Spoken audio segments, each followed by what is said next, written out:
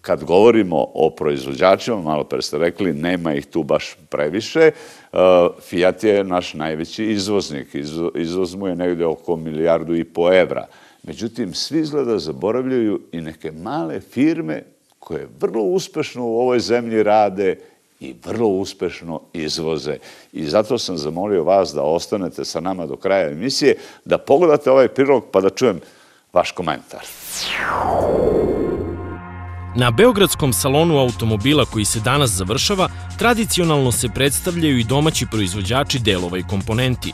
Ove godine ih nije bilo mnogo, ali zanimljivo je da gotovo svi koji su tu rade ne samo za srpsko, nego i za strana tržišta. Tako somborski proizvođač akumulatora koji izlaže u hali 2A godišnje napravi oko 2 miliona akumulatora i od toga blizu 90% izveze na tržišta Rusije, Zapadne Evrope, Severne Afrike i našeg regiona. Koliko je izvoz značajan za devizni priliv pokazuje primjer Kragujevčana koji 90% svojih prikolica plasiraju u Francusku, što je posao vredan 4 miliona evra godišnje. I ove osovine, blatobrani i kompletne prikolice se prodaju uglavnom u inostranstvu, a prave ih u Bečeju. Na susednom štandu je drugi bečejski proizvođač prikolica koji izvozi oko 10% svoje proizvodnje. Na salonu se predstavlja više naših proizvođača motornih ulja i drugih maziva. Kruševljani godišnje u Mađarsku, Rumuniju, Nemačku, Češku, Angolu i druge zemlje izvezu između 2 i 3 hiljade tona maziva, odnosno trećinu svoje proizvodnje. U inostranstvu završi i 1/5 od blizu 8.000 tona maziva koje godišnje napravi naftna industrija Srbije, a rafinerija nafte Beograd oko 10% proizvodnje izvozi u zemlje bivše Jugoslavije. I iz Novog Sada ulja i druge tečnosti idu u zemlje regiona i to oko 300 tona godišnje, što je 15% njihove proizvodnje.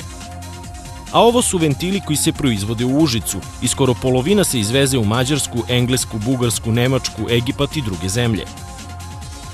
Tu je i proizvođač gumica za kočnice iz Zrenjanina koji godišnje napravi 250.000 garnitura, a 100.000 plasira na prostor bivše Jugoslavije i u Egipat.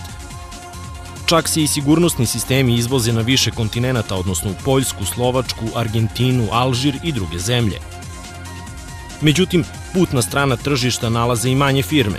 U Novim Banovcima se prave specijalni alati za kupce iz Austrije, Mađarske, Nemačke i druge zemlje. Signalizacija za kamione i traktore koja se pravi u Staroj Pazovi, veći deo proizvodnje izvozi u susedne zemlje. U okolne zemlje, ali i u Švajcarsku, odlaze uređaji za pranje i ultrazvučno čišćenje delova koji se proizvode u Beloj Palanci. Na nekoliko punktova na sajmu predstavljaju se vodonik generatori iz Beograda, koji se prave tek 2 godine i od blizu 1000 napravljenih generatora, svaki 10 je otišao van Srbije. Sve ovo pokazuje da domaća industrija može da ponudi kvalitet za strana tržišta, a zanimljiv primjer angažovanja naših kapaciteta je i način rada nemačke kompanije Erle, koja pravi savremenu opremu za autoperionice. Njihovi uređaji se uvoze, ali se prateći elementi kao što su nadstrešnice prave u Srbiji. Nadam se da nam neće niko zameriti što smo ovoliko firmi pokazali, ali mislimo da je to za Srbiju važno. Da se pokaže da postoji dosta firmi koje uspešno rade i izvoze u inostranstvo. Šta vi kažete svemu? Da je sreće da ih ima više i da ih više pokazujete. Znači, niko ovo ne treba da zameri, zato što stvarno treba podržati ovakve ljude koji daju sve od sebe da nešto radi u ovoj državi i da što više nas počne da ja bih želeo da razmišlja na taj način i da apsolutno podržava te ljude u tome što rade. Tako da i država mora da stane iza njih i ja mislim da je stvarno red da konačno te prave vrednosti dobiju mesta i da država stane iza tih pravih priča. Koliko znam, i u putnoj privredi čak ima firmi koje uspešno proizvode saobraćajnu signalizaciju, izvoze u Ujedinjene Arapske Emirate, ovi iz Čačka prave ograde i izvoze ih u Nemačku, u Austriju. Dakle, mi imamo kvalitet evropskog nivoa i šteta što se o tome više ne govori. Ne, imamo kvalitet, ali nama je vrlo bitno da u svojoj ovoj papazijani koja postoji, da se svi bave nekako politikom, a da se ne bavimo poslom.